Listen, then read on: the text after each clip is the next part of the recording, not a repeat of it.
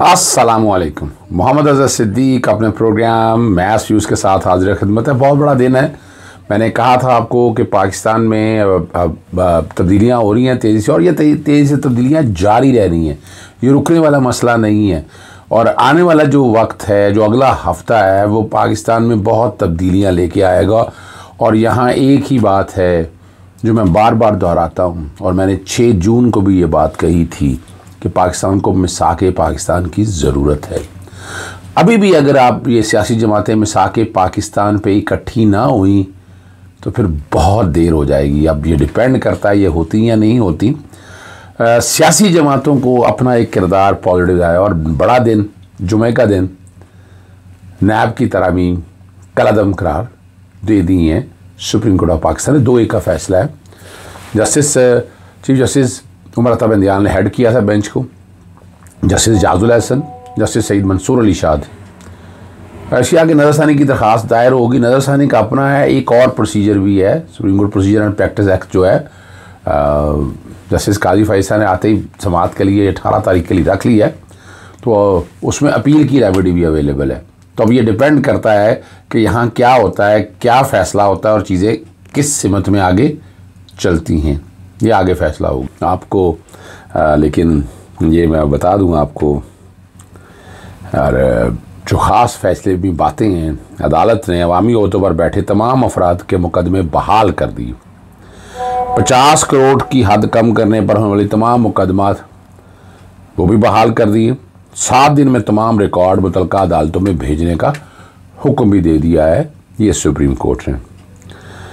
और इत्तेहादी जमात के लिए या नैब तरामीम के लिए एक झटका है ये, और इसमें इमरान खान साहब भी मुतासर होंगे, लेकिन उनकी इंक्वायरी और इन्वेस्टिगेशन नए कानून के मुताबिक भी चल रही थी।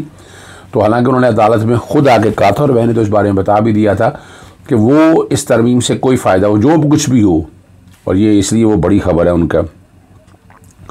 और बुनियादी तौर पर जो शिक्के करार, सारी शिक्के दुनिया भी जब तफसीली फ़ैसला मेरे पास अभी आया नहीं, जब तफसीली फ़ैसला आएगा फिर मैं बता सकूंगा कि सारे हालात और वाक़यात क्या हैं। लेकिन जो कुछ चीज़ें भी आप लोगों के सामने आ चुकी हैं वो तो आप लोगों को बताना ज़रूरी है। जो बुनियादी तौर पर जो है ना 500 मिलियन वाली हद जो है अवामी ओहदों पर तमाम मुकदमा बहाल कर दिए। जो 50 करोड़ से कम की हद थी वो भी है, और तकरीबन प्री बार्गेन के हवाले से जो तरामीम की गई थी वो भी कलअदम करार दी गई हैं। मफाद आमा के आइन में दर्ज हकूक़ मुतासर हुए हैं, और बंद की गई तमाम तहकीकात और इंक्वायरीज़ भी बहाल कर दी गई हैं। ये अब इससे मुतासर होने वाले लोगों में बहुत बड़े बड़े लोग भी हैं, और निगरान वज़ीर आला भी हैं, वज़ीर आज़म भी हैं। काकड़ साहब, इनकी खुशियाँ मान पड़ गई। और इमरान खान ने, मैं लिखा भी था, ये होता है बड़ा लीडर। नैब के मुकदमा होने के बावजूद नैब की तरामीम सुप्रीम कोर्ट में बयान जमा कराया गया, या आप तरामीम कलअदम करार दे दें, मुझसे तो अपना हिसाब ले। यहाँ बड़ा ध्यान से अब चलने वाली बातें हैं, आगे क्या होना है, किस तरह मामलात को लेकर चले जाना है। लेकिन साथ साथ अब नवाज शरीफ के लिए मसाइल पैदा हो गए हैं।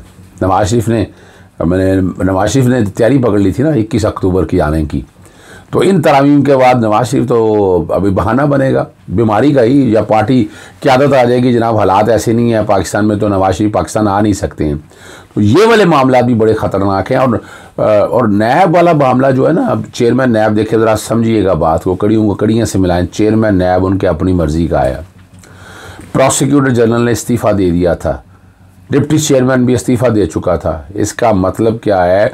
और जो मैं कहा करता था कि बहुत कड़ा एहतसाब होने वाला है सियासी जमातों का, सियासी जमातों को ध्यान में रहना, और ये सियासी जमातें अब ये सोच कर उस चीज़ को सामने रख कर अगला लाएमल तय करेंगी। और मैं इसीलिए बार बार मिसाके पाकिस्तान का कहा करता था, और आज भी इस बात पे कायम हूँ कि मिसाके पाकिस्तान ही इस पाकिस्तान की आगे यानी फ्यूचर उसके अंदर मौजूद है। अब इस पर कितना अमल करते हैं वो अलग है। हाँ, इसका जो दूसरा पहलू जो है वो सेक्शन 4 है, और Supreme Court practice and procedure bill जो एक्ट बन चुका था।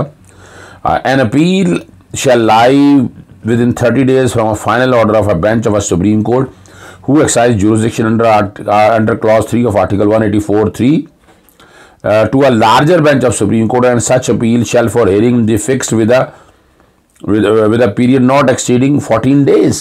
14 दिन के अंदर अंदर फिर ये लगानी भी है, अपील फाइल होती भी है।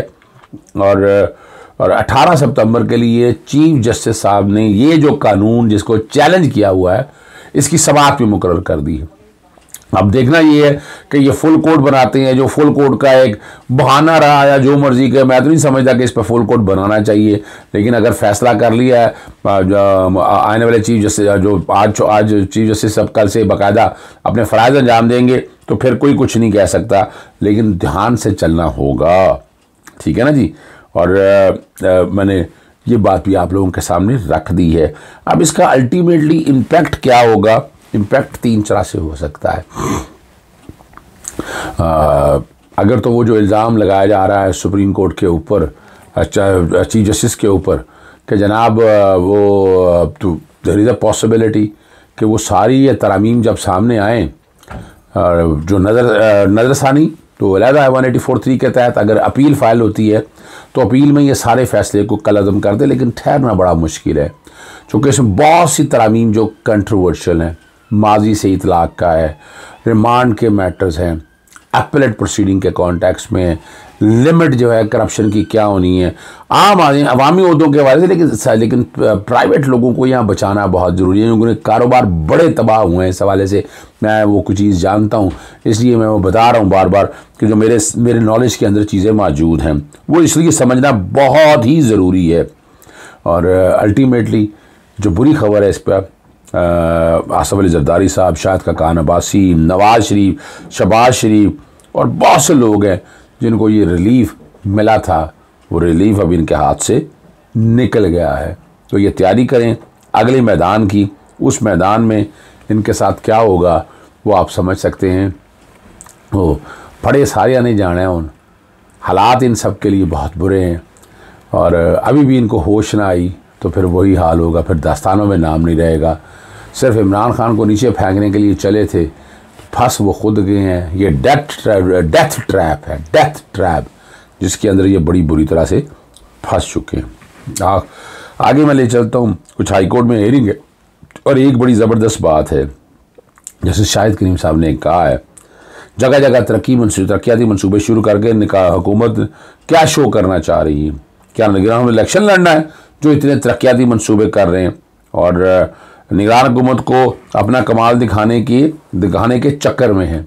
ये असल में तो आए लंबे पीरियड के लिए है ना, तो लंबे पीरियड के लिए फिर ये बात भी वाज़ेह होगी कि वो चाहते क्या हैं। आगे जो आपके सामने वो रखने वाली बात है कि स्पेशल जज जो सेंट्रल है मोहन असराई के केस पे मनी लॉन्ड्रिंग वाला जो मामला है और मोहन असराई और जिब्रान खान को तलबी के नोटिस वज़ारत ख़ारजा के ज़रिए तलबी के नोटिस भिजवाने का कह दिया है। 19 सितंबर तक समाअत मुलतवी कर दी है और मोहन असराई को ट्विटर के ज़रिए तलबी के नोटिस पर अदालत का इजहार तशवीश। FI ने समाजी राब्तों की वेबसाइट के ज़रिए तलबी के नोटिस जारी किए और उन्होंने पूछा कि ये क्या यानी तशवीश का इजहार इसीलिए किया है। असलम इकबाल साहब जो है, आगे कुछ 9 मई के हवाले से जो वाक़या है उसके कॉन्टेक्स्ट में असलम इकबाल साहब के ख़िलाफ़ खुफिया इनकारी मुकदमा की तफसीलत के हवाले से कोई असलम इकबाल साहब से वकील पेश ना हुआ, बगैर कार्रवाई मुलतवी कर दिया गया। अजहर जावेद गुराल साहब के पास ये समाअत थी, खुफिया मुकदमे की तफसीलात दाखिल करने के लिए उन्होंने कहा था। और एजाज चौधरी साहब हैं, उनके 12 दिन में जुडिशल रिमांड में तोसी होगी, यानी जो केसेस आगे पीछे है ना तो डेटें इकट्ठी की जा रही हैं। जो ये 12 दिन का 27 सितंबर को दोबारा पेश होने का हुक्म दे दिया है। म्याद उनकी ख़त्म हो गई थी जी, चालान तैयारी के आखिरी मराहल में, ये उनका कहना है। अस्करी टावर जो मुलजम एक डॉक्टर मशहूर था वो गिरफ्तार हो गया, 14 रोज़ा जुडिशल रिमांड पर भेज दिया है और चेहरा ढांप कर पेश किया गया।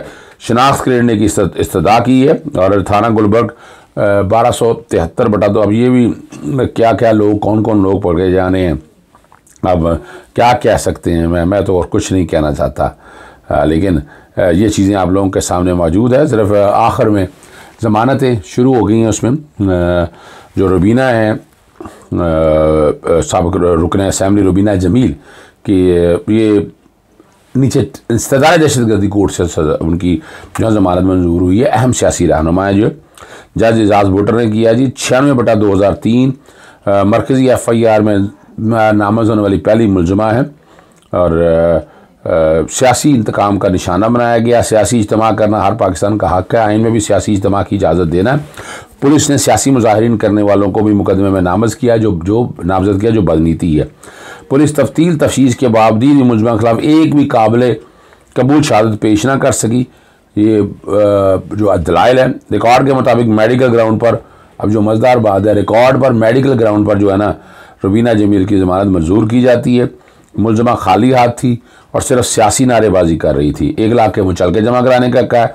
ज़मानत मंजूर होने के बावजूद रुबीना की जो है वो रिहाई मुमकिन नहीं है और उसका वजह ये है कि मज़ीद दफ़ात का इजाफ़ा कर दिया गया हुआ है, आपको पता है, इस FIR के अंदर, और दोबारा ज़मानत इनको कराना होगी। ज़मानत तो यानी अभी थोड़ी देर के लिए खुशी है, लेकिन ultimately she has to face the consequences. अब आगे दिन इतने अच्छे नहीं हैं, इतने आसान नहीं हैं, वो फेस करना पड़ेगा सबको। अगर रहना इस पाकिस्तान में तो मुकाबला करना पड़ेगा। इजाज़त चाहता हूँ। अस्सलाम वालेकुम, अल्लाह हाफ़िज़। पाकिस्तान जिंदाबाद।